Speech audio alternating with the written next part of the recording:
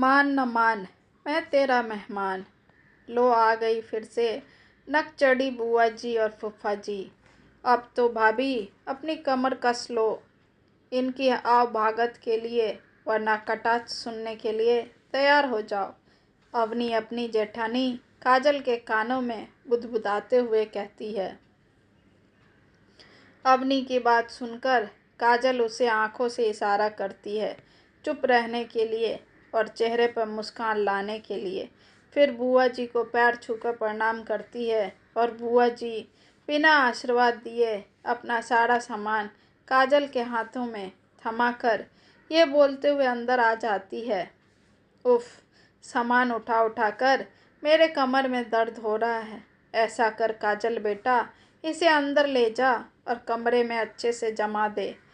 तब तक मैं भैया और भाभी से मिलकर आऊं। और हाँ, फूफा जी का भी सामान जमा देना बहू। ऐसा कहते हुए बुआ जी अंदर कमरे में चली जाती है और फूफा जी अवनी को ऑर्डर दे जाते हैं कि जल्दी से नहाने के लिए गर्म पानी कर दे और खाने के लिए कुछ अच्छा चटपटा नाश्ता जल्दी से ले आ।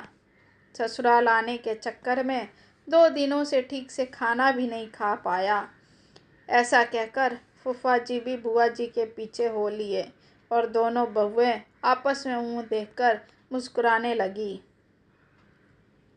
फिर अवनी काजल को कहती है, दीदी अब मन भर कर ससुराल की रोटी तोड़ेंगे फूफा जी और बिना भगाए भागेंगे नहीं।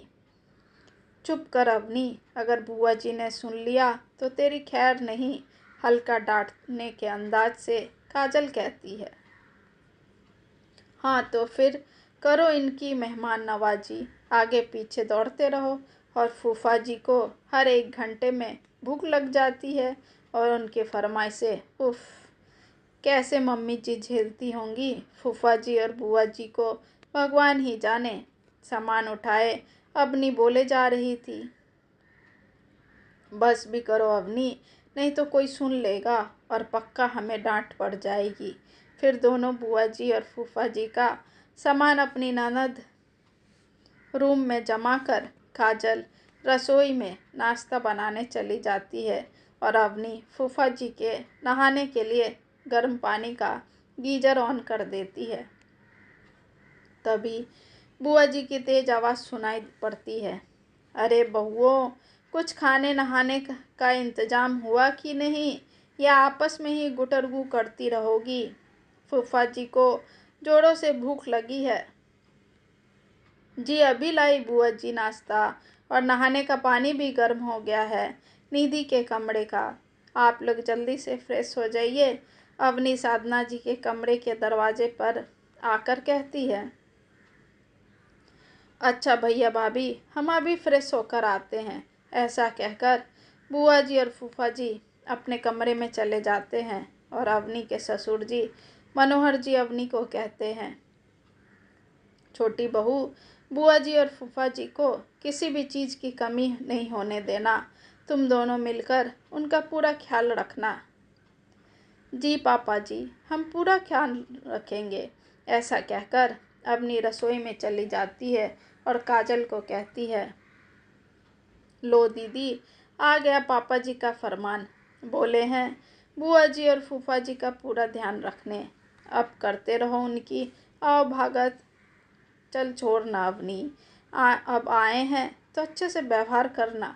माना कि दोनों थोड़ा ज़्यादा बोलते हैं, बात बात पर टोकते भी है, पर प्यार तो करते हैं ना। काजल बुआ जी और फूफा जी के स्वभाव को जानते हुए कहती है,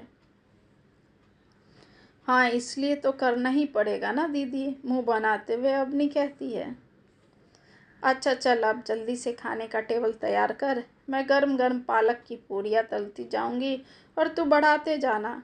और हाँ, फूफा जी की दही में काला नमक डालना, उन्हें चीनी नहीं पसंद है। साथ में उन्हें खूब सारी पनीर डालना, वो बड़े प्यार से खाते हैं। और बुआ जी को भिंडी की सूखी सब्जी देना, उन्हें पसंद है। डाल तो दूंगी दीदी सब वैसे जैसा आप कह रही हैं, पर फिर भी शिकायत सुन लेना बुआ जी के मुँह से।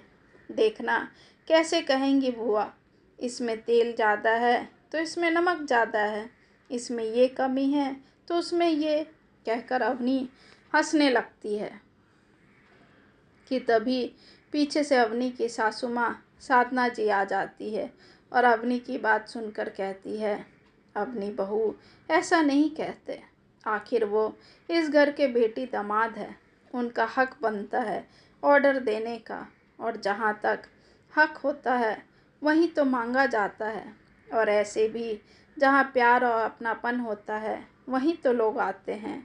ऐसे भी उनका हमारे सिवा है ही कौन जहाँ वो अपने दिल का हाल सुना सके।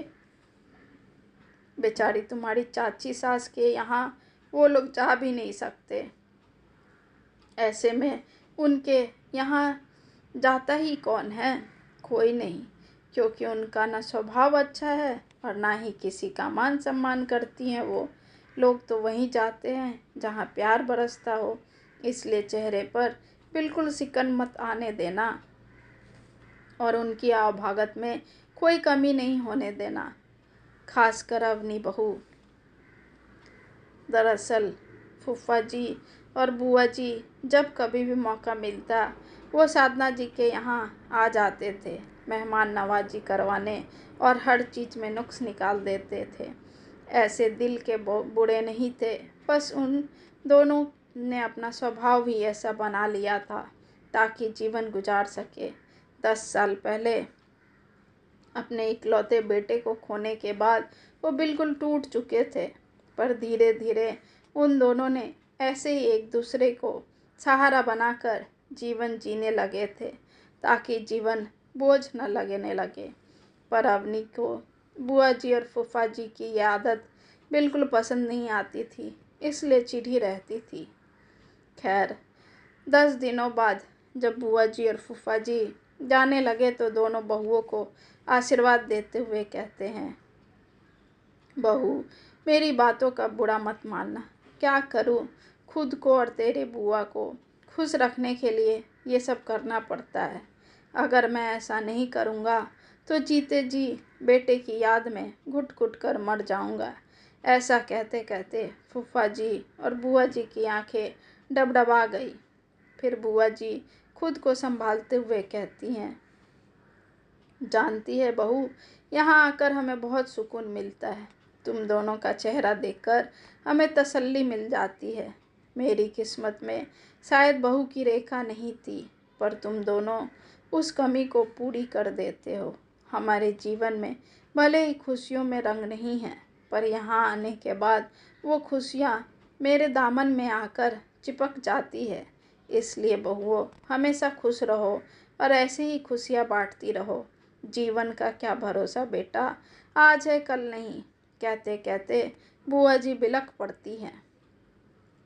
बुआ जी को बिलखते देख काजल और अवनी भी रो पड़ती है और बुआ जी के गले लगकर दोनों बहुएं कहती हैं, बुआ जी जाने अनजाने में अगर हमने आपका दिल दुखाया होगा तो अपना बच्चा समझकर माफ़ कर दीजिएगा, और जब भी आपका दिल करे आप बेझिझक हमारे यहाँ आ जाएगा। आपकी दोनों बहुएं हमेशा आप दोनों के लिए हंसती मुस्कुराती यहीं खड़ी मिलेगी। बस बहुओं, भगवान ऐसे ही मेरा मायका बनाए रखे जहाँ प्यार, अपनापन और मातृत्व का प्रेम बरसता रहे।